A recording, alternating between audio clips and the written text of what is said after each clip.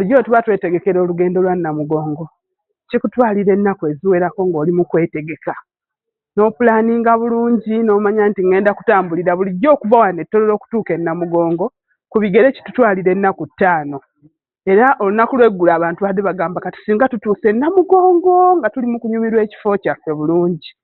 Olugendo olwo lulimu engeri gy'otambula mu kkubo nga musoma sappule musoma essaala muyimba ennyimba ez'okutendereza kaakati mu by'omwoyo n'owulira ng'oyongera okusaba mu ngeri ey'enjawulo. Abavubuka bano baali beesigwa mu kubikkulirwa ssuula 2:10 Bayibuli egamba tibeeranga mwesigwa okutuusa okufa nange ndikuwa engule ey'obulamu obutaggwaawo. Abavubuka bano baali beesigwa baayita mu bingi ebimu tetubeera na budde bubyogerako baayita mu bingi nnyo naye baasigala beesigwa. Obuzibu bwe tulina kakati ng'eggwanga erya Uganda abantu abeesigwa batono. Heroic courage teaches you and me to be people who are always seeking and ensuring that the life of Christ should come over worldly desires. Musengwa tukwewembye tulokola ebibonabona olw'ekisa ky'ekitaalozeka Katonda olw'ekirabo ky'empuku ya Mariya eno koba nti oba kukikola mu ngeri nti oba nti oba Katonda yampa sente kamaala nti oba ndi mugegge nnyo aye nayenda kukola ng'akabonero akalaga nti n'enteekereza yange nagenda n'ekyakya. As we honor Mary, who is higher than the cherubim, and yet like us, let us pray that through our intercession we may achieve holiness of life.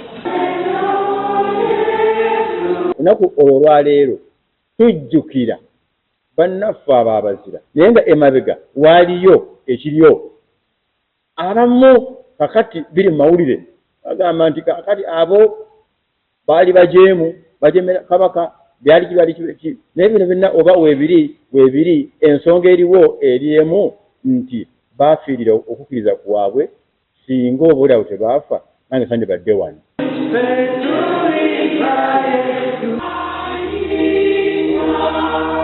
Twakava mu kulondera bwekaka nga omuntu twalaba mpapula z'amawulire ne ku mativi era emisango mingi giri mu makooti eyo nti waliwo abantu nti akalulu kaamukuba oba kaamusinga naye mu lwatu obuyitirivu mu bufumu obuyitirivu najja ne bamulangirira nga tatidde luli nagenda baka vidiyo omusajja yavaamu n'amasasi mu Uganda wano n'alinya mmotoka teyongerayo. Katwetaaga okuwundula abaana abatya okubba abatya okutta abatya okukola ekikolobero ng'amanyi nti Katonda ndaba. Abasajja bano baali bazira era batuwa ekyokuyiga ky'amaanyi nnyo era batusoomooza nnyo mu bigambo eby'okukkiriza.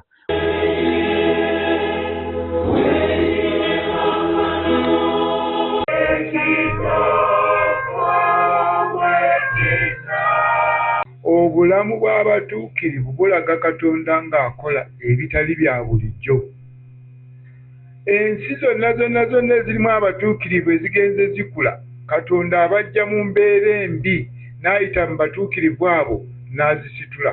Genda wano Emejokoli akasi konna akaali katubidde mu bwavu obw'ekitalo olw'okulabikira kwa Bikira Maria ensi ekuze yonna kati buli omu abamanyi buli omu adduka n'agenda.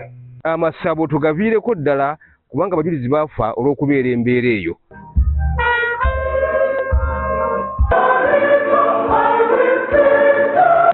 Ekigambo nga okufera wali omuntu omuyita omufere nze kwali kitwalanga abayimirira nti mubbi olyaga nti okuyita omufere n'omubbi olondako ki byonna birimu naye kirina kigonzezza ekyobufere. Twogedde ku basayika njagala kusaasira bannamityana abafiiriddwa abantu baabwe olw'abantu abaseeguseegu abasirusiru bwe batyo bakola ebikolwa ebya Sodoma batambula kyere naye waliwo n'ebitandikirwako okusookera ddala abantu bano bavuga bubi emmotoka mu kibuga wakati bassa abantu bangi nnyo mu bubenje abasayika ani yabatuuma abasayika itundu naye bye bakola birabika bisusse obw'omulamuzi naye byonna bye bakola basaana bekkakanye oba buli kimu kirina entandikwa n'enkomerero twabayita twayogera nabo ekyetaagisa tukikoze abazadde tugezezaako okuwuliziganya nabo naye bwe banaaba basigadde ng'emyaka gye batawaanya ensimbi zifuuse ekikolimo kakati ndowooza tugenda kuggyayo omukono ogw'ekyuma naye nga ffe security tweyama mu maaso ga Katonda ne ku maaso g'abantu tugenda kufuba nnyo akabinja ako kajja kuva mu Mityana. As we celebrate this day, we should also think about our environment and what we are going to leave behind for our children. And when you are in office, can you separate your pockets from the pocket of the public? If you don't separate, that means you take public funds as if they are your personal funds. And the country will not develop. The orphans, the widows, they are suffering, schools, hospitals, because of some individuals what amass wealth for themselves. Can we pick a leaf from the matters and then develop our country in love and prosperity? We are going to have services online, and we are having services in our churches.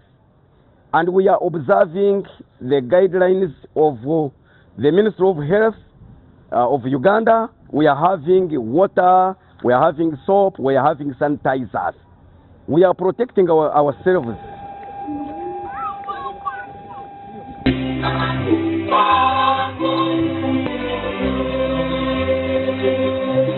Nimutore munyo mwene manya echi n'ekikopo ky'eshagama yange eshagama ey'endagaano ensya kandi y'obutwire era aseseke abwanyu n'abo abingi babwena okusaasirwa ebibi mugube mukole muti okunyisitulaho